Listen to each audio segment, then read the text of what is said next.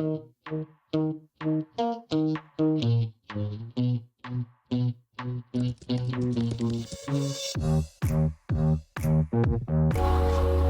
todos bem-vindos ao nosso 9º episódio da 2ª temporada do Privacidade em Foco. Esse aqui que é o podcast que descomplica, simplifica esse universo da privacidade e da proteção de dados.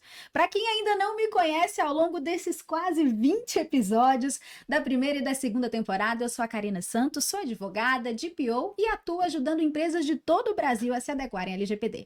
E aqui do meu lado, gente, eu tenho a nossa ilustríssima doutora Mariana Risse. Ganhei o dia depois dessa. Fala, pessoal, sejam muito bem-vindos e bem-vindas ao nosso 9º episódio. Essa temporada está chegando ao fim, que foi maravilhosa, estou muito feliz.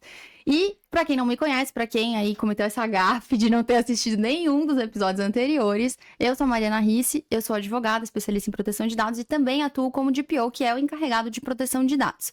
Hoje, nós estamos, como de costume, recebendo uma pessoa muito especial aqui no podcast. A gente está recebendo a Daiana Costa. Dai, seja muito bem-vinda. E para contextualizar o pessoal sobre o assunto que a gente vai falar, explica um pouquinho, né, do seu currículo, qual que é a sua especialidade, como que você chegou até aqui. Meninas, primeiro, muito obrigada pelo convite. Eu estou muito feliz de participar desse episódio do podcast de vocês. Já venho acompanhando há algum tempo, então aprendo muito com vocês, então é uma honra enorme estar aqui. E para me apresentar, né, para o público, eu sou a Daiana Costa, eu sou DPO da Incognia, que é uma empresa de autenticação digital que trabalha no mercado de prevenção à fraude. Sou advogada. Atuo nessa área de privacidade há alguns anos, né? Um pouquinho antes da gente ter a aprovação da LGPD, já estudava o assunto, então trabalhei também com consultoria, então já estive do lado que vocês estão hoje, né? Prestando serviço para empresas, então eu pude ter uma experiência aí de conhecer vários tipos de mercados, né? Então atuei na implementação de programas de privacidade para empresas de varejo, tecnologia, então tanto nacionais quanto internacionais. E agora eu estou focada, assim, trabalhando para uma empresa só, né? Agora in-house, então é uma dinâmica diferente, a gente consegue se aprofundar nos processos da empresa, né? Mergulhar ali na dinâmica e, inclusive, ter mais contato com as áreas técnicas. Então, estou muito feliz de estar aqui, poder compartilhar um pouquinho da minha experiência como DPO da Incognia e falar desse assunto que é um assunto, né, que toca todo mundo, né? Não só as empresas, mas as pessoas físicas também se interessam muito por esse tema, porque todos nós estamos sujeitos aí a sermos vítimas, né, de fraudes. E assim, sem mais mistérios, qual que é o tema que a Daiana, que é super, hiper especialista nisso, vai falar com a gente hoje? A gente vai falar sobre fraudes digitais. Como que estão sendo feitas as autenticações e como se prevenir nesse tipo de situação, que é o core business da Incognia, né? Os processos de autenticação. Então, é uma pessoa super, hiper preparada para tratar com a gente desse assunto e eu acho que vai ser muito bacana esse episódio de hoje. E para a gente começar, acho que a gente já pode começar falando dos tipos de fraude. E aí, Dai, quais são os tipos de fraudes que existem? Conta pra gente um pouquinho desse universo. Gente, quando a gente fala de fraudes digitais, né? Como é que a gente vai relacionar aí fraudes digitais com privacidade, com proteção de dados? Eu acho que a gente está num contexto hoje que não dá mais para falar que a fraude ela é aquela invasão de conta só, aquele código malicioso super técnico que foi implementado ali.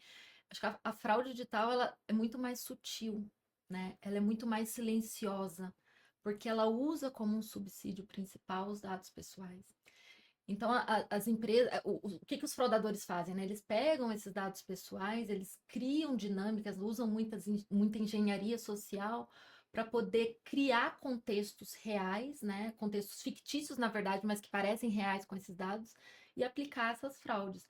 Então, hoje, a fraude digital, ela vem desse contexto, né, desse ecossistema da forma como os dados são utilizados, são armazenados pelas empresas, e privacidade passou a ser não só uma questão de compliance, passou a ser uma questão de sobrevivência para as empresas, né? Porque se ela não protege o dado, se ela não entende como que os dados estão sendo tratados ali na empresa, ela pode vir a sofrer uma fraude e ter os seus negócios completamente, né, acabados aí por uma questão de privacidade. E eu digo que eu acho que aqui hoje a gente vai falar muito mais de confiança até do que de tecnologia. Que quando a gente está falando de fraude, a gente está falando de uma quebra de confiança, seja do sistema, seja da empresa, de pessoas. Então, é um tema que envolve várias nuances e é completamente relacionado com dados pessoais, que é o combustível da fraude, É, né? Então, E fraudes em autenticação, tem muita? tem muita fraude, né? É assim, a gente poderia passar o dia todo aqui falando, e essas fraudes elas mudam o tempo todo, né? As fraudes que existiam de autenticação na semana passada, essa semana já são outras. Porque o que que os fraudadores fazem? É uma fraude que é muito comum, né? Que é de Uhum. account takeover, que é quando o fraudador ele passa a tomar conta ali ele domina, ele consegue navegar ali na sua conta, no seu acesso, como se ele fosse o usuário legítimo.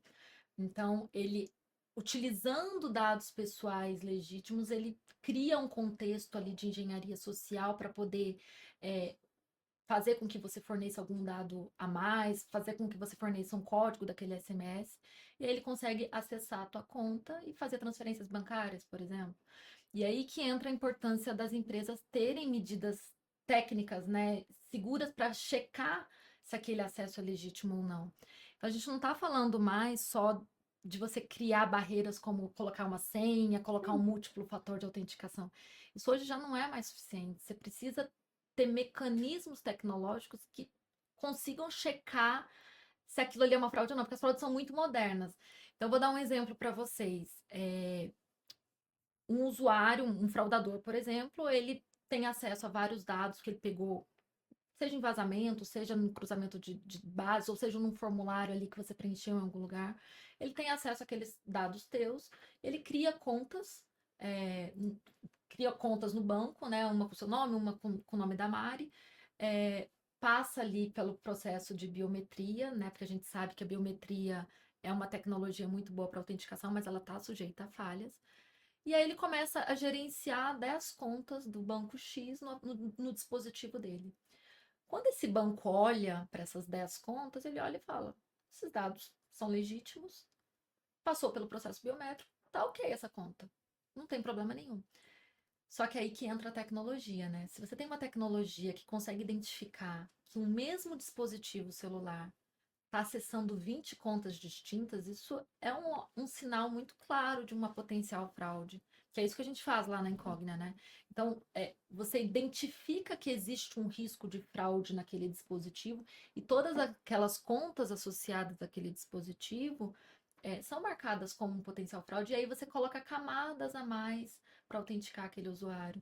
Então, a gente tem que pensar sempre um passo à frente, né? Porque o fraudador, ele está o tempo todo se atualizando, o tempo todo utilizando novas tecnologias, novas artimanhas, novas engenharias, novos métodos de engenharia social para poder manipular as pessoas. Então, eu acho que vão surgindo o tempo todo essas novas fraudes e a gente precisa tá muito ligado nisso, né? Dai, tem algum caso recente que aconteceu, assim, que você teve contato na sua atividade profissional que te chamou a atenção? E aí já vou emendar duas perguntas, porque eu acho que faz sentido.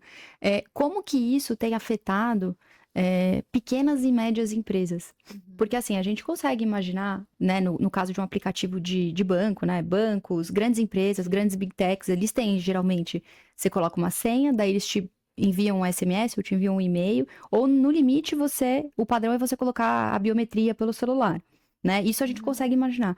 Mas agora, pequenas e médias empresas, como que elas sofrem as consequências de não terem implementado isso, né? uhum. Essa é a pergunta. Tá, então vamos dividir em dois, então. São várias São perguntas. muitas perguntas. Sobre o teu primeiro ponto, Mária, esse caso que eu contei para vocês, né, de Uhum. várias contas sendo acessadas por um mesmo dispositivo, isso é rotina nossa lá, a gente vê o tempo todo. E a gente consegue identificar isso, né, que é um só dispositivo, e do lado do banco ele está vendo 10 dispositivos distintos acessando 10 contas. Então, isso é parte da nossa rotina. Mas tem um golpe, tem um tipo de fraude que tem se tornado bem comum também, que eu acho que vocês já devem ter ouvido falar, que é o golpe da mão fantasma. Vocês já ouviram? Não.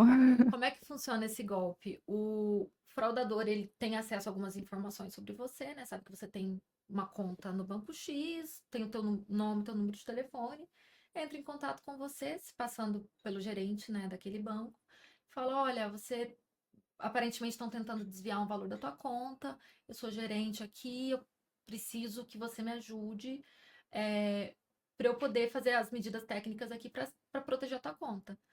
Então, eu preciso que você baixe um aplicativo no seu celular, que é um aplicativo, é um software, aí ele, né, inventa todo um negócio ali. É um software que vai me dar acesso ao sistema e eu vou conseguir checar ali o que o fraudador fez, eu vou conseguir resolver o teu problema.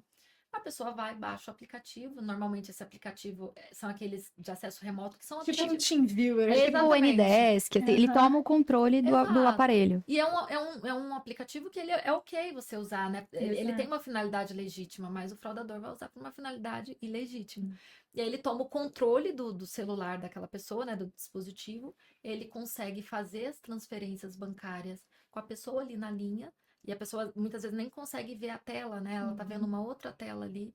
E a transferência bancária acontece. É tipo uma mão fantasma mesmo que vai ali por trás e faz essa transferência. Então, isso é um golpe muito comum, né? E que utiliza, como sempre, sempre tem um toque de engenharia social. Né? Exato. E aí, como é que isso afeta as pequenas empresas, né? Como é que essas fraudes impactam essas pequenas empresas?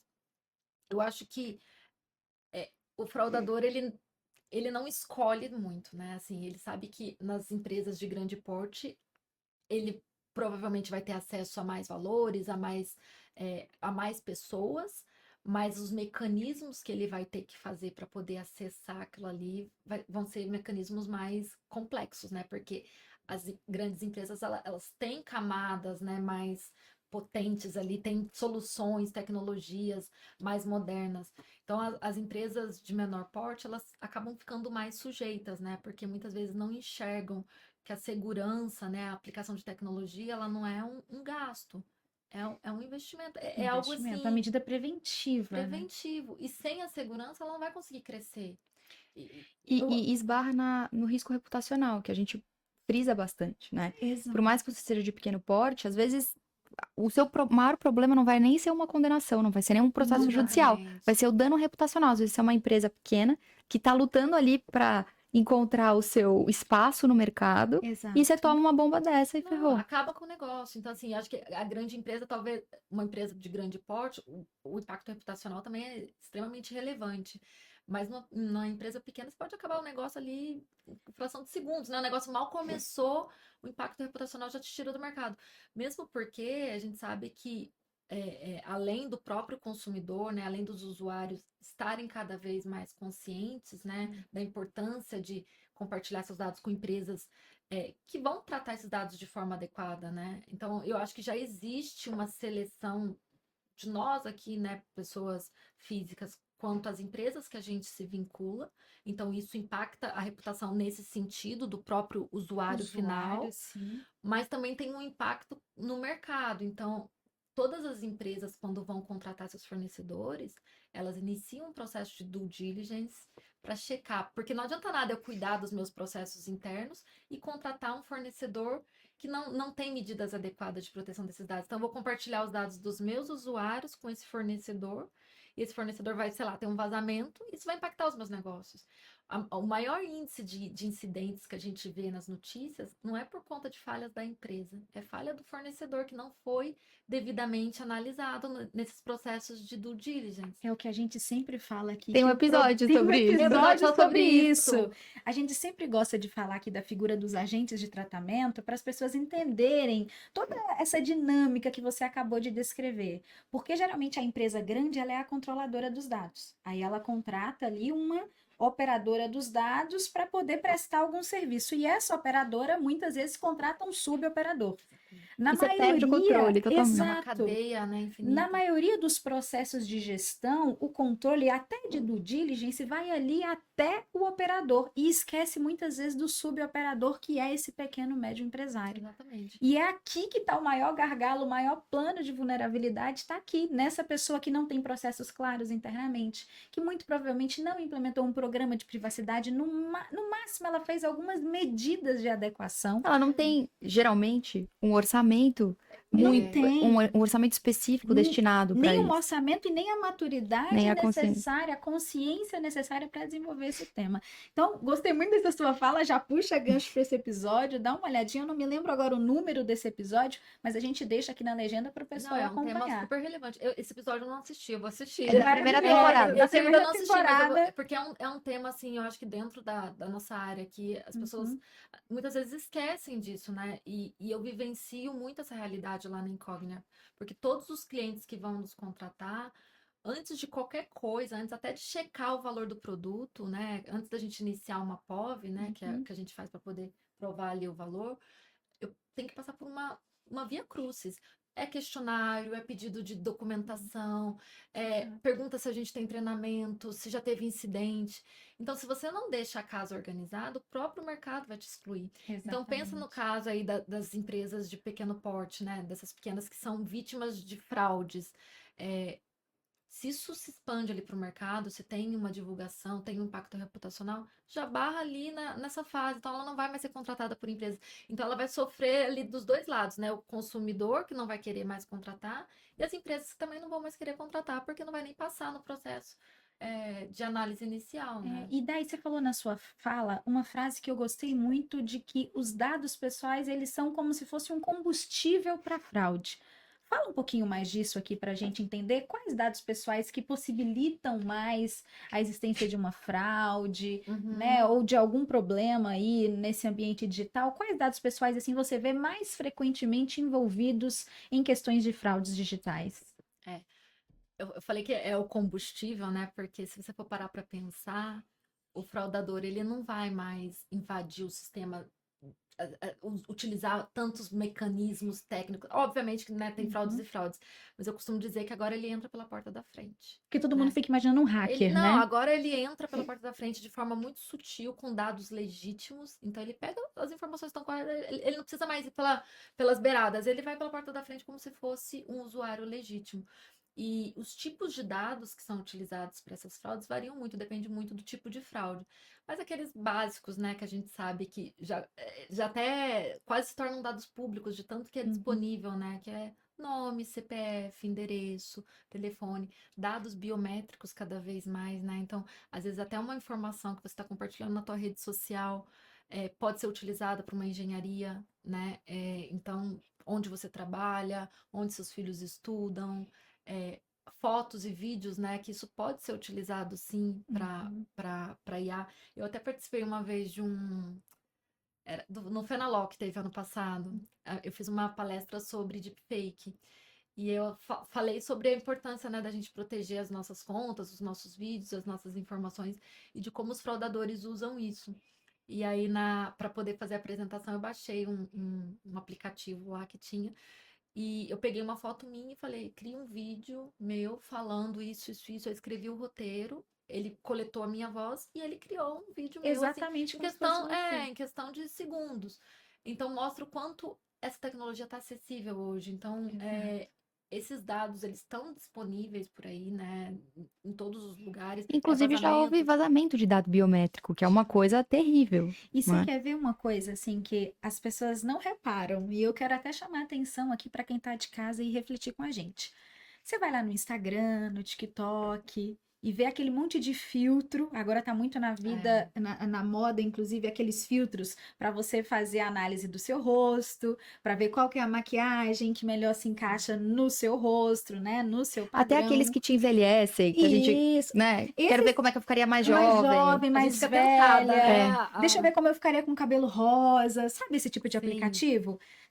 Não é nem aplicativo, né? De filtro. Vocês já pararam para pensar que quem cria esses filtros? Totalmente. Que muitos desses filtros podem estar sendo criados por algum fraudador, por algum criminoso, que disponibiliza esse filtro ali num ambiente de larga escala, de largo alcance, para que você, ao clicar ali e fazer toda a leitura, essa informação vá para o banco de dados dele. Ninguém para para pensar nisso. A gente só usa o filtro indiscriminadamente, pensando que está na rede social. Tem uma coisa que eu sempre posto e reposto, toda vez aparece alguma trend nova. Que são aqueles trend mesmo que eles chamam, né, no Instagram, que fala sobre quais viagens você fez, que fala sobre qual a sua cor preferida, Isso, dá o check. coisas sobre mim. E aí, de repente, tá todo mundo compartilhando qual é a comida favorita, Idade. qual é a cor, a idade, os lugares que já conheceu no mundo. Tudo isso depois, sem perceber que tudo isso depois, quantos filhos eu tive, coisas assim. Tudo isso depois é... Conte algo sobre você que ninguém sabe. Essa trend Nossa, foi muito... Nossa, nem o fraudador sabe. Às vezes, a única pessoa que já sabe é o fraudador. E aí tudo isso depois vira elemento para que você caia num golpe de engenharia social, entendeu? Porque a pessoa vai saber coisas sobre você de diversas fontes diferentes, aí ela pega isso, cruza com seus dados do LinkedIn e cruza com o que você postou no Orkut há 50 anos atrás. E aí pronto, aí você cai que nem um patinho. E na maioria das vezes essas informações, até gostaria que você corrigisse se a nossa interpretação aqui estiver errada. Mas essas interpretações no subconsciente das pessoas, né? Esses dados, por exemplo, minha comida preferida, nome do meu cachorro, Não vai trazer um lugar que eu nenhum. Não tem morei valor na nenhum. infância. Não tem valor imediato, mas geralmente elas são usadas para senhas, para combinação de senhas. Sim, tem isso também, né? E quando Então, a gente... Porque o fraudador, quando ele vai ali tentar acessar uma conta sua, né, algum login que ele queira entrar como se fosse Ele você, pode utilizar essas ele vai informações, tentar pela sorte, né? Isso. É quase deixa eu Não, tentar e 1, às 2, vezes- 3, 4, 4, 5, 6, aí tenta o nome do cachorro, tenta o nome do periquito. Ano de nascimento. Ano de nascimento, todas aquelas informações que você disponibilizou, você fala, mas o que ele vai fazer com isso? A Exatamente. primeira coisa É isso. Eu Ou acho que isso, falta tentar essa uma conscientização, senha. né? As pessoas têm muito aquela visão do tipo, minha vida é um livro aberto, mas isso daqui não vai... que isso vai influenciar? Como que isso vai me afetar? Mas isso tudo pode ser utilizado nesses contextos que você falou, mas também para criar contextos de engenharia social. Então, às vezes, uma coisinha besta, né? Igual aquele golpe da... Vocês já viram aquele golpe do aniversário, né? Isso é bem comum. Quem não conhece alguém que já caiu nesse golpe? Lá no prédio da minha mãe mesmo, a vizinha dela caiu. Que é o quê? O fraudador ligou para ela e falou, olha, já sabe a data de aniversário dela. Parabéns! Já Parabéns. sabe o nome, já sabe o tipo de flor que aquela pessoa gosta. Né? O que vai influenciar o tipo de flor que eu gosto, né? O que vão fazer com essa informação? Mas adiciona uma veracidade maior à história que está sendo contada. Então ele liga e fala, olha, a gente tentou entregar uma flor aí que é seu aniversário no endereço tal, número X. É esse mesmo? Ela, não, é o número Y. Nossa, então a gente já voltou, a gente vai ter que ir de novo, porque a pessoa que comprou as flores para você passou o endereço errado. Aí ele chega lá, Com a né, maquininha. com a maquininha, passa um valor a mais, ou às vezes nem é isso, né? Às vezes, além da maquininha, ele fala, olha, preciso tirar uma foto tua para comprovar. Isso tem sido muito comum, para comprovar que eu te entreguei. A pessoa vai, tira a foto ali, e isso é utilizado também como vai passar ali a biometria. Olha, a criatividade dos criminosos é uma coisa que tinha que ter sido E o brasileiro é estudada, né? especialista, né? É A gente especialista. exporta, Nossa, a gente exporta técnicas de fraude. é uma criatividade, assim. Não se usasse essa criatividade para o bem, imagina Nossa, só. exatamente. E são coisas sofisticadas, né? Tem casos de quadrilhas de golpe digital que são desmascaradas e é uma operação super complexa, assim. Tem escritório, tem um monte de celulares, um monte de computadores. A pessoa fica o dia inteiro fazendo ligações. Existe o Fraud as a Service, né? A pessoa vende pacotes de fraude pronta. Não, isso é brincadeira. Não, na Deep Web vende. Sério mesmo? Sim. Você quer que eu clone o É um computador. negócio, é um business. Você quer que eu hackeie o celular dessa pessoa. Assim, serviço, e você paga em criptomoeda. É absurdo, né, gente? É um mundo assim. É um mundo paralelo. E agora com inteligência artificial, então, né, eles estão deitando e enrolando. E é o que eu falo, né? A mesma inteligência artificial que as empresas usam para poder barrar, né, esses fraudadores, para aprimorar as barreiras ali de autenticação digital, o fraudador também está usando IA. Só que ele usa sem estar sujeito a nenhuma regra, nenhuma limitação. E a empresa ela tem que usar esses dados de forma ética, com limitação, com propósito, finalidade. Sim. Então é uma guerra ali, né? É uma guerra em que só um lado tem que cumprir. Só um lado tem limites, Só um né? lado tem limites. Falando mudando um pouco de assunto que você falou de ética, teve um caso essa semana que chamou muita atenção. Eu não sei se vocês ficaram sabendo, num caso de uma agência de publicidade, não vou citar nomes, óbvio, que tinha ganhado um prêmio de país mais criativo do mundo, o Brasil. Eu não vi. E aí, o que eles fizeram? Eles fraudaram uma campanha publicitária, fraudaram os depoimentos. Fizeram aquele tipo Notícias, né? de campanha fantasma, falando que eles fizeram uma ação específica para uma empresa Nossa. gigantesca. E aí isso levantou. Tô falando tudo isso porque isso justamente levantou a discussão sobre ética e inteligência artificial. E aí a empresa foi a público, né? E quem cortou a cabeça de quem precisava cortar dentro da empresa, Exato. né? E criou um comitê de ética. Então eu acho que a gente caminha para isso, né, de cada vez mais as empresas terem essa consciência de que podem usar IA e devem, porque é uma tecnologia disponível, mas com determinados limites. A mesma coisa que aconteceu com a biomedicina, né? Medicina genética. Você tem que ter algum tipo de limite. O problema é que o lado de lá É. não atua com limite nenhum. Mas falando de coisas boas, mudando um pouco, né? Tirando um pouco desse cenário um pouco fatalista, quais métodos de autenticação hoje você considera, né, pela sua experiência, mais seguros e mais eficazes, né? Depois que a gente pautou todos esses problemas. Sim, não, só um ponto sobre essa questão da inteligência artificial, né? Que eu acho que é um assunto que a gente tá o tempo todo tentando navegar ali, né? Mas eu só queria comentar uma coisa que é interessante, né? A gente passando por esse processo todo, né, de evolução dessas novas tecnologias, a gente acaba observando que, no fim das contas, eu até publiquei outro dia lá no Instagram, a IA, ela não precisa mais demonstrar que ela está se comportando como humano. Muitas vezes o humano está precisando comprovar que não é uma IA. E isso é muito louco, gente. É horrível. Então, assim, o gerente do teu banco, por exemplo, ele precisa comprovar que ele é o gerente mesmo, que não é uma IA. O texto que você está escrevendo, você precisa comprovar que é você que está escrevendo, não é um chat GPT. Então, você tem que ver qual é o mecanismo ali que a IA usa. Então, é muito louco, né? E aí, quando a gente fala de métodos de autenticação digital, né, os mais modernos que utilizam IA ou não utilizam, eu gosto muito de falar da incógnita, porque lá, na verdade, até antes de falar da incógnita, a gente precisaria falar das ondas de autenticação, né? Por favor. Por favor, gostaria. Porque essa evolução, né? Porque primeiro a gente começou ali com a primeira onda, o que você sabe, então as senhas. E aí, com o tempo, a gente foi vendo que senha não é suficiente, né? A senha vaza, o pessoal usa 1, 2, 3, 4, usa a mesma senha para todo mundo. Então, vazou a senha da empresa A, eu vou me autenticar na empresa B também, porque você usa a mesma senha. Então, isso acontece muito e a gente viu que isso não é E suficiente. senhas difíceis ninguém lembra, Ninguém né? lembra, ainda Meu que tenha Deus. gerenciador de senha, senha é um negócio assim Não, que... eu vou até aproveitar para colocar o gerenciador aqui no meio para você falar sobre isso. Porque eu sempre fico pensando, se vazar, se alguém conseguir entrar aqui no meu gerenciador de senha, acabou. Porque ele vai ter acesso a tudo. Aí, às vezes, eu fico preocupada com a própria segurança do gerenciador de Teve, né, senha. recentemente um incidente envolvendo um dos gerenciadores de Teve, senha. inclusive, recente, coisa de 2 semanas, uma semana aqui, envolvendo 3 grandes empresas e o vazamento de senhas especificamente. Então, quem usa Google, por exemplo, está no meio, só para vocês saberem, está no meio desse sim. vazamento de senhas. Então, se você puder colocar aí na sua resposta. E, gente, assim, senha, eu não sei vocês, mas é horrível, né? Você tem que criar um padrão para poder colocar, porque cada site, cada aplicativo tem um padrão, tem que ser 6 dígitos, tem que ter um caractere especial, o outro já não tem que ter. Então, ainda que você queira usar a mesma senha para tudo, muitas vezes você nem consegue. Não consegue. Não, e você exato. tem que... O que as pessoas faziam? Eu mesma tive uma fase que fazia isso. Eu criei uma regra com base ali, tipo, no nome do serviço. Criei uma regra mental. Eu tenho uma regra também. Não, mas às vezes a sua regra não cabe Exato, no que o no serviço padrão ali que ele tá falando. e aí você, eu vou criar uma exceção. Só que a Aí gente usa várias exceções. Exato, aí eu me enfio num problemaço, sabe? Muito complexo. Então, assim, só senha não funciona mais. E aí veio uma segunda onda, que é o que você tem. Então, aí vieram os tokens, SMS, que é esse duplo fator de autenticação. Você tem a senha, mas você também recebe ali um SMS com código para você manter.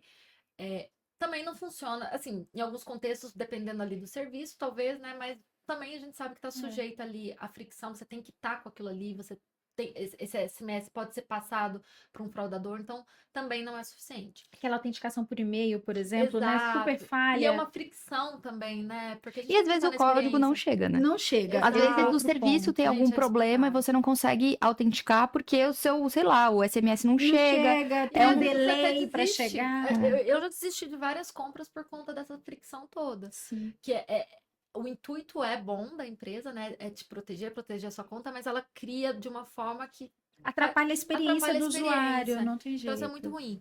E aí a gente vem para essa terceira onda, que a gente saiu do o que você sabe, o que você tem, e aí a terceira onda é o que você é, que aí vem dados biométricos. Então, é algo que é o que você é a sua digital, é a sua voz, é a sua íris, que até um período foi considerado algo assim, não tem como fraudar, biometria é assim, imbatível. Supra-sumo da Supra-sumo, e segurança. a gente sabe que já existem métodos, né, de injeção, de dados biométricos e tudo mais, e isso já não é algo que é, é intransponível. Inclusive, eu acho que as empresas, elas estão muitas vezes abusando do uso de dados biométricos. Porque, veja, a gente está falando de um dado pessoal extremamente sensível, porque ele não, Ele é ele não muda, imutável. ele é imutável. Uhum. Uma coisa é você, os seus dados de cartão de crédito vazarem ou serem utilizados para algum golpe, você troca de cartão, né, e resolve. Estanca, pelo menos. Uhum. Agora, e teu dado biométrico? Ele é imutável, você não vai mudar o teu rosto, você não vai mudar a tua digital. Que foi essa a super discussão que a gente travou. Acho que até em um episódio a gente falou sobre isso também. Sobre quando a gente tava. As pessoas estavam sendo pagas pra escanear a íris. Ai, E, esse e caso. foi um polêmica. bafafá isso daí, porque justamente uma senha você muda. Um cartão você pede um novo número de cartão. Mas a sua digital, a sua íris, os seus traços biométricos faciais, eles vão ser os mesmos de hoje até o dia que você morrer. Então, o vazamento disso tem um potencial muito pior E as de pessoas não têm consciência, né? dano. E o público que foi mais afetado com essa venda aí que Uhum. você está falando é o público mais vulnerável, né? Que precisava Exato. daquele valor ali. Falou, poxa, mas qual é o problema? É minha íris ali, eu não vou ter que fazer nada, só vou sentar, Nada tirar de- uma foto, responder um Exato. questionário. Exato. E aí a gente, depois dessa onda da biometria, a gente vem para essa quarta onda que seria como você é, né? Que aí a gente fala do comportamento. E aí a gente insere nesse contexto o comportamento de localização. Que eu não consigo fraudar o teu comportamento de localização, eu não consigo imitar, é algo muito único teu. Então, como é que o fraudador vai conseguir ter uma mesma rotina, uma mesma dinâmica de localização? Então, utilizar para autenticação, não só essas outras camadas que eu comentei, que óbvio são importantes, né? A gente precisa ter também um critério de biometria e tudo mais, mas você utilizar fatores relacionados à integridade do dispositivo, então você checar se aquele dispositivo que está tentando entrar na conta, ele tem um aplicativo malicioso ali, ele clona vários aplicativos, ele acessa diversas contas, então você identificar fatores de integridade do dispositivo que está tentando acessar essa conta, cumulado com informações relacionadas à localização, você consegue matar a charada. E aí e isso tudo feito de forma silenciosa, né? O usuário ele não é impactado, ele não sofre uma fricção com isso, porque isso acontece em segundo plano, ele não precisa tomar nenhuma medida, né? A própria tecnologia identifica isso ali em segundo plano e gerencia. E aí a gente fala muito de uma autenticação baseada em risco, que é o quê? Aquele usuário que você identificou que tem um alto risco, porque, poxa, ele está autenticando de um dispositivo que, poxa, esse dispositivo aqui tem um emulador, tem um aplicativo malicioso, é um dispositivo que eu vi que já cometeu outras fraudes, o risco é alto. Então, o que eu faço? Aí o banco, o aplicativo, a empresa, ela cria ali uma árvore de decisão, ela fala, bom, se o risco é alto por esse motivo, eu vou passar esse usuário para uma nova etapa de autenticação. Então, agora eu vou coletar biometria, agora eu vou fazer uma ligação. O que eu vou fazer com esse usuário para adicionar uma fricção a mais, para confirmar se de fato isso é uma fraude e eu tenho que bloquear esse usuário. Então, eu crio óbvias ali, eu crio barreiras para o fraudador, mas aquele usuário que é legítimo, ele flui. Então, ele não é impactado. Então, você trata de forma distinta, né? O fraudador, ele tem aí essas barreiras e o usuário legítimo, ele vai conseguir ter uma experiência fluida naquele aplicativo, naquele website. Então, eu acho que as tecnologias mais modernas de autenticação são essas, né? Que se baseiam em dados de localização, dados de integridade do dispositivo e fazem essa camada aí de gerenciamento de risco. Uma pergunta assim que me surge enquanto você fala, porque ao passo que eu entendo que a coleta da geolocalização é uma ótima forma integrada a todas as tecnologias de mitigar, né, esses riscos para que eu não seja vítima de fraude, para que a empresa também possa se resguardar de certa forma, esse cenário eu acho que é maravilhoso. Mas em contraponto aqui a gente tem aquela ideia do fornecimento de muitos dados para uma finalidade que às vezes é uma finalidade possível e não uma finalidade atual, né? Não uma finalidade iminente ali que está acontecendo no ato da vinculação àquele produto, àquele serviço. E aí me preocupa quando vira padrão. todas as empresas começarem a utilizar a Todas as geolocalização? empresas começaram, que é a discussão também um pouco clássica que a gente tem de, por exemplo, é um exemplo esdrúxulo, tá? Daí eu sei que esse não é o caso, mas, por exemplo, seu aplicativo de lanterna pedir a sua geolocalização, Exato. pedir acesso aos seus contatos da agenda. Isso fere o princípio da necessidade e da minimização. Eu acho que é um bom ponto que você está trazendo, mas eu acho que precisa avaliar de fato o contexto, né? O primeiro ponto é que a geolocalização do dispositivo ela só é coletada mediante permissão de localização do usuário. Então, você tem o poder de dizer se você concorda ou não com aquela geolocalização seja coletada. E cabe à empresa que está fazendo aquela coleta te informar o motivo daquela coleta. Então, tem que estar de fato ligado a uma finalidade. Então, tem que dizer, você concorda em compartilhar sua localização para fins de segurança? Porque tem que ter a finalidade ligada, né? Você não pode exato. simplesmente coletar a localização para dizer, talvez eu use para alguma coisa. Não, tem que estar ligado a uma finalidade. Então, esse é o primeiro ponto com relação Esse trabalho é mais do seu cliente. Exato. É mais, por exemplo, do banco que for adicionar essa camada. Mas é um requisito técnico do sistema operacional. Então, o próprio sistema do aparelho, ele não consegue, você não consegue coletar esse dado se não tiver essa permissão. Então, um óbice técnico ali, é um obstáculo técnico. Tem duas coisas sobre a geolocalização que eu vejo muito, né, que aparece para mim, pelo menos nos dispositivos, nas coisas que eu uso, que é aquela coletar a localização durante o uso do aplicativo, né? E coletar sempre, que é aquela ideia da localização de segundo fundo.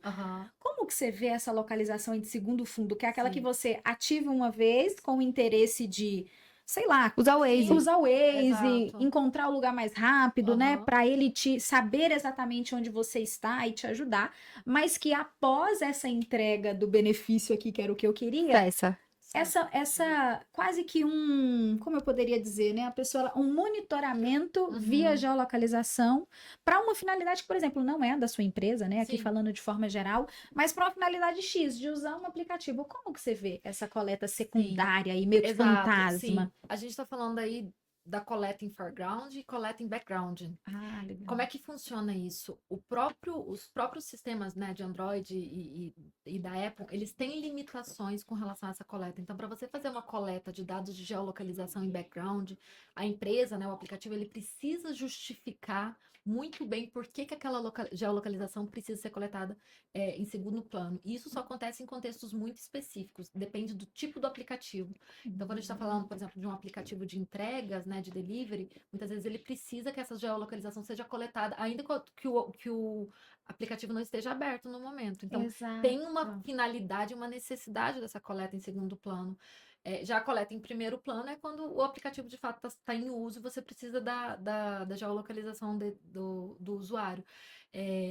Mas assim, falando até do contexto da incógnita, né? Quando a gente coleta esse dado de geolocalização, a gente não faz um monitoramento da pessoa, porque esse é um ponto que você tocou que é muito importante, né? Você rastrear a pessoa o tempo todo, isso entra em questões de vigilância, monitoramento e tudo mais. Não é isso que a gente faz. A coleta da localização pela incógnita, né? E por outras empresas que eventualmente trabalhem com isso para finalidade de prevenção à fraude, são coletas em momentos pontuais, específicos, de acordo com a heurística que é desenvolvida ali pela empresa. Então, não há um monitoramento, nem deve haver, né, esse monitoramento constante ali da pessoa. E mais do que isso, né, em termos de privacidade, que é, inclusive, o ponto que eu sempre trabalho lá com o pessoal, é que a gente não coleta dados pessoais de identificação direta. Pelo menos por enquanto, o modelo de negócios da empresa é esse. Então, a gente tem a geolocalização, mas eu não tenho nome, eu não sei quem é essa pessoa. Então, isso mitiga riscos, né? Porque quanto mais dados e quanto mais você consegue identificar uma pessoa de forma direta, maior é o risco. É óbvio que em determinados contextos, né? Quando a gente está falando, por exemplo, de instituições bancárias, é muito importante que os bancos tenham ali as informações de geolocalização de quem está fazendo uma transferência bancária para saber se aquela transferência faz sentido ou não. Então, eu estou conectando com o meu aplicativo do meu banco aqui agora e daqui 10 minutos uma transferência da minha conta é feita lá da Bahia.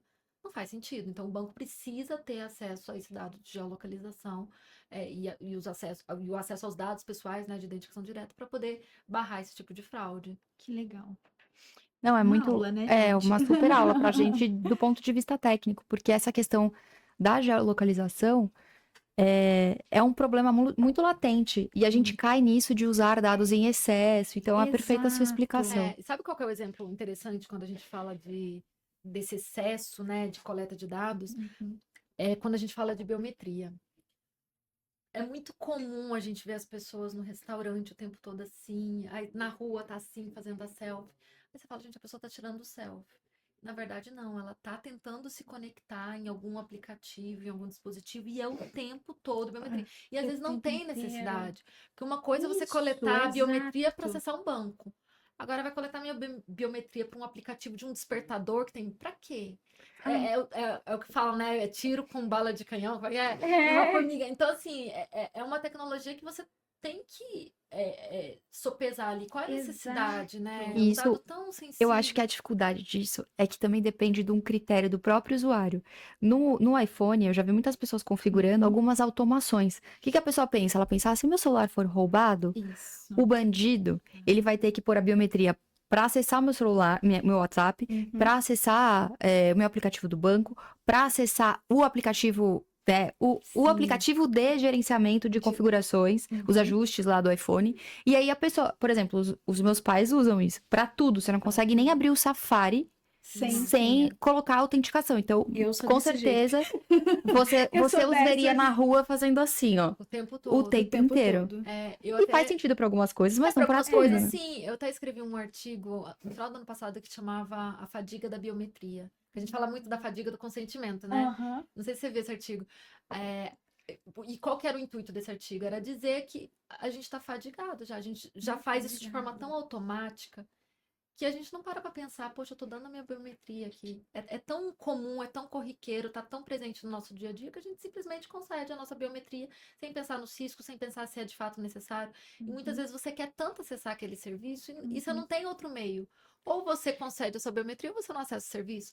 Mas será que de fato era necessária a coleta da biometria para acessar aquele E até um serviço? Sim, risco desnecessário, às vezes, para a Para própria a própria empresa que empresa. solicita, porque o exato. exemplo que você deu da Incognia é perfeito. É assim, é mais seguro até para vocês que vocês não tenham dados de identificação direta. Porque se vazar a base de vocês, Deus o livre acontece É, isso, mas se acontecer, a sua superfície de risco, se você tiver dados de identificação direta, ela vai ser muito Muito maior. maior. muito Então, eu maior. acho que tem que passar também por uma avaliação de razoabilidade Exato. pela própria empresa, né? Uhum. É. Não só do usuário E final. qual que é o impacto, né, que vai gerar quando você está. Porque, assim, coletar dados biométricos, além de ser uma tecnologia cara, né, é uma tecnologia muito Caríssimo. boa, óbvio, né? Se você aplicar ali no momento adequado, Uhum. para uma finalidade adequada, é uma tecnologia excelente. Mas é uma tecnologia cara e ela vai te demandar também gastos com relação à adequação, porque não é uma adequação de um dado qualquer. Você vai ter que ter mecanismos tecnológicos para proteger esse dado, a tua governança, ela é mais restrita. Então você tem todo um mapeamento, as políticas, tudo isso precisa estar voltado para a sensibilidade desse dado. É E o que a gente sempre vai. fala da abordagem baseada em risco, né, Kari? Exato. Que a partir do momento que você, como empresa, tomou essa decisão, você precisa daí implementar medidas proporcionais para mitigar o risco que você decidiu que você vai correr, Exatamente né? isso, Então, exatamente E é é um a tipo de empresa que não aceita adequação padrão. A gente sempre fala isso é, também, porque empresas que tratam dados no core business dela, como as de autenticação, no seu caso, ou empresas que necessariamente precisam de geolocalização, dados que fogem do padrão de identificação direta, né? sim, Nome, CPF, RG, digamos assim, que trata esses dados para uma finalidade muito específica que é relevante para o negócio, o grau de risco dela é diferente, logo o processo de adequação dela é diferente. exatamente. Eu não posso seguir aqui uma lógica de adequação das fases ali do projeto que Você a não gente pode simplesmente falar assim, aprende. ah, a maior parte das empresas usa 2 camadas de segurança, logo Isso, eu também eu também usarei. usarei. Não, porque é o core da empresa, É, né? Você Como falou diria muito sua bem. mãe, você não é todo mundo. Exatamente, não, concordo. E falando assim das empresas, né? Quando na sua fala aí, eu pensei muito no INSS. A gente fez um é. episódio recentemente aqui na segunda temporada falando do INSS. E um dos pontos que a gente abordou nesse episódio foi justamente de que os idosos têm muita dificuldade com esses processos de autenticação, ler biometria, aí ele fica lá, a foto não encaixa. No INSS é super difícil, por exemplo. Então, me surge aqui uma curiosidade em relação aos entes públicos, né?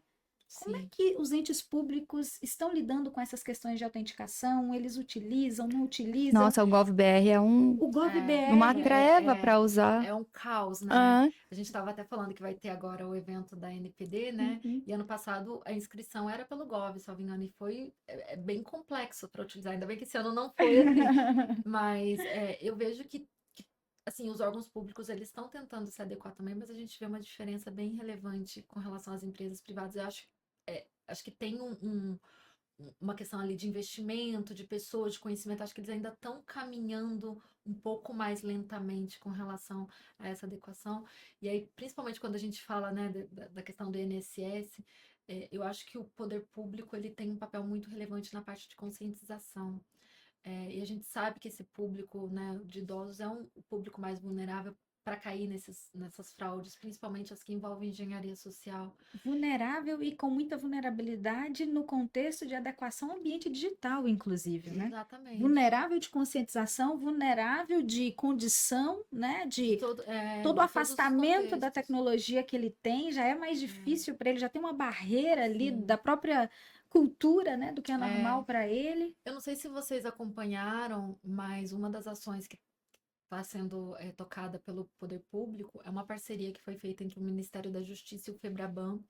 Eles criaram a Aliança Nacional de Combate à Fraude, que é uma aliança que reúne empresas do setor privado e reúne o poder público também, órgãos do poder público, para poder criar ações para reduzir a fraude no Brasil. Então, é um projeto aí que é uma aliança que vai se prorrogar aí pelos próximos 4, 5 anos. E uma das ações envolve nessa questão da conscientização. Sempre esbarra nisso, né? Sempre A gente esbarra. gira e volta para treinamento, conscientização, porque é fundamental, principalmente por conta de engenharia social. Exato. A maior parte dos golpes deriva ou tem algum quê de engenharia social. E se você não treina a pessoa, não conscientiza a pessoa física. E é o que eu falo, gente. A gente precisa estar o tempo todo falando de privacidade na empresa. A Incogni é uma empresa que já nasceu no berço da privacidade, então as pessoas são muito conscientes. Estava até conversando com a Karina antes. Mas ainda assim, se eu paro de falar do assunto, baixa a importância. Então a gente precisa estar o tempo todo conscientizando, porque não é só o meu usuário que eu preciso conscientizar, os funcionários também. Porque se eu tenho uma falha ali daquele funcionário que trata o dado de forma indevida, ou vaza aquela informação, ou de qualquer maneira, né, não segue as regras da empresa, eu estou colocando em risco o meu negócio. Então, a conscientização é a base. Eu preciso estar o tempo todo falando de privacidade, eu preciso o tempo todo estar em contato com as áreas técnicas, e isso tem que fazer parte do dia a dia da empresa, né? Tem um trabalho que eu e a Mari fazemos, inclusive, que é para ajudar DPOs a manterem essa cultura de privacidade viva. E haja criatividade, Haja né? criatividade, porque às vezes o DPO, ele tá ali na sua rotina, ele já fez o treinamento, as pessoas não aguentam mais olhar para a cara Ele já dele. elegeu o Privacy Champion. Já fez o dever de casa. Se ele chegar para alguém assim, só olhar de ladinho, a pessoa já sai correndo, porque acha que ele fez alguma coisa errada e o DPO vai chamar a atenção. Então a gente faz um trabalho para resgatar um pouquinho dessa cultura de privacidade para não cair naquele marasmo. Então vem uma ação aqui de conscientização, vem um treinamento com uma pegada diferente, com uma técnica para aplicar aquele treinamento diferente, às vezes focada ali na vida prática das pessoas. Então, Às vezes a gente cria um joguinho, às vezes. joguinho, A gente fez uma exato. ação bem legal ano passado. Todo ano a gente se reúne em Recife para fazer a convenção da empresa, né? Ai, chama a gente. É uma delícia. Como a empresa de Recife, vem o pessoal dos Estados Unidos, aqui dos Estados Unidos vem, o pessoal do Brasil todo, a gente se reúne lá. E aí a gente faz ações de privacy. Aí acho que foi ano retrasado, a gente fez uma que foi bem legal, que foi o Chocofake. Então, o que eu fiz? A gente criou uma embalagem ali com o logo nosso e colocou uma foto de um chocolate ao leite na capa, escreveu bem pequenininho assim, chocolate branco. Contém um chocolate branco. E aí a gente inverteu. No outro a gente colocou a foto de um chocolate branco e colocou pequenininho, chocolate ao leite. E aí o pessoal ia pegando, eu falava, você quer chocolate branco, preto? Aí a pessoa ia lá, pegava, só que ela não olhava, ela não lia as entrelinhas. Nossa, é uma super boa ideia. Ótimo. Ela se baseou ali naquela imagem e concluiu que aquilo ali era um... E aí ela abria e ela falava, como assim, né? Tá trocado. E aí tinha um QR Code dentro e vinha uma mensagem de privacidade. Olha, não confie em tudo que você vê, cheque. Aqui é só um chocolate, mas poderia ser um e-mail que você não checou e clicou num link malicioso, comprometeu as informações da empresa.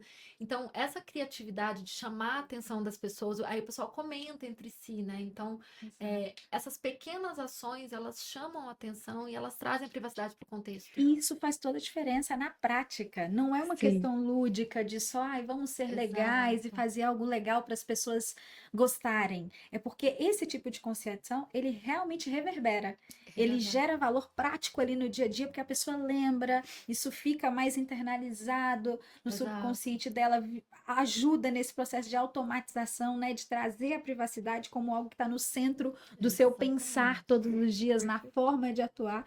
Então, assim, se for Sim. para falar de conscientização, a gente fica até amanhã. Mas já que a gente tocou nesse tema, eu queria aproveitar, a gente falou de poder público, eu queria trazer um pouquinho para a iniciativa privada, né? Já que a gente entrou.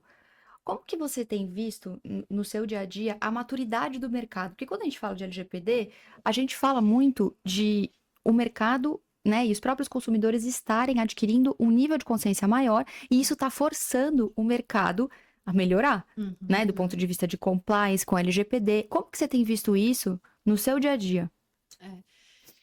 Eu acho que a gente tem avançado muito, as empresas estão se tornando mais maduras, mas eu vejo uma diferença bem relevante quando eu lido com empresas fora do Brasil, então as empresas europeias, né? A gente tem muito cliente na Europa, Ásia, e eu vejo que o nível de escrutínio deles para checar ali o meu compliance é muito maior do que das empresas brasileiras. Embora a gente tenha avançado muito, né? A Europa já, a gente sabe que é mais avançada, já discute esse assunto há mais tempo do que o Brasil, mas eu vejo uma diferença bem relevante ali na maturidade. Tanto é que é muito mais desafiador passar por processo de due diligence de clientes europeus do que de clientes brasileiros. E a aprovação da LGPD aqui no Brasil, eu acho que elevou bastante, né, o nível de maturidade das empresas, que elas foram forçadas a olhar para dentro de casa e entender como que funciona ali a dinâmica de dados. Então, não é só uma questão, é uma questão de compliance, é claro, mas a lei ela é muito preventiva, então você tem que mapear os dados, você tem que criar políticas, criar regras. Isso faz com que a empresa, de forma natural, acabe passando por um processo de maturidade, né? Você tem que ter treinamentos. Então, é gradual, né? É passo a passo ali, mas eu vejo que isso tem evoluído, mas ainda tem um caminho longo aí a ser seguido, e principalmente quando a gente compara com essas empresas Exige, né, a elaboração de toda essa documentação preventiva, exige uma atuação muito interdisciplinar. Então, é muito difícil você trabalhar como DPO, eu imagino que você tenha essa experiência no seu dia a dia, que é o que acontece muitas vezes com a gente precisa que os times engajem, né? A gente precisa que as pessoas respondam. Muitas vezes você não vai ter, você como DPO, você não tem informação técnica sobre como que funciona o mecanismo de autenticação, ou de para que aquela pessoa do RH precisa daquela informação, ou no caso da criação de uma nova atividade de tratamento. Então, eu acho que não dá para fazer se você não tiver todos os times trabalhando juntos, né? Acho que a palavra é comunicação, né? Você conseguir comunicar a necessidade ali jurídica de privacidade para um time técnico, né? Então você não adianta vir falar de princípio da finalidade, né? Você tem que traduzir para como que aquilo vai impactar no produto, como que aquilo vai impactar na solução e por que você precisa daquela informação. E cabe aos times técnicos também tentarem traduzir isso para a gente, né? Aqui a gente está falando de um contexto jurídico, nossa, a gente tem DPOs também que são mais técnicos, mas eu acho que tem que ter sim essa colaboração entre os times, é essencial, sem isso a gente não consegue avançar. E eu acho que um dos grandes desafios do DPO é quebrar aquela barreira de que o DPO está ali para atrapalhar os negócios. Eu falo isso muito lá na empresa, porque assim, a gente está ali para poder ver a melhor forma, né, de seguir com aquele projeto, mas muitas vezes isso não é visto da melhor forma pelas áreas. Então, a gente precisa estabelecer essas parcerias e falar, olha, eu estou aqui para ajudar. Não é que eu vou barrar esse projeto. Eu quero te mostrar quais são os riscos, qual o melhor caminho a ser seguido, e aí cabe à empresa avaliar. Quer correr esse risco, não quer, mas o DPO tem que fazer o papel dele de sinalizar o que é o melhor caminho em termos, né, de proteção ali dos titulares. E falando em avanço, o que a gente pode fazer para começar a se proteger? Vamos dar uma dica aqui para o pessoal que está de casa. Eu acho. Tipo, mensagem final, assim. Tem que ser aquela mensagem bombástica. Aquela coisa pá, impactante. Não, na verdade, eu acho que assim, como a gente falou muito de conscientização, é óbvio que isso faz parte, né? Você tá o tempo todo ali tentando acompanhar as notícias, as novas fraudes que vão surgindo, mas eu acho que é sempre desconfiar.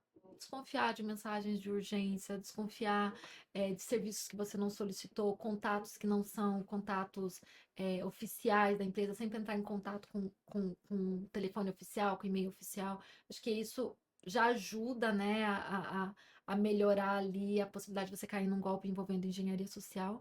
E é sempre selecionar bem, né, os aplicativos, os websites que você está se conectando, quais tipos de informações você está compartilhando com essas empresas.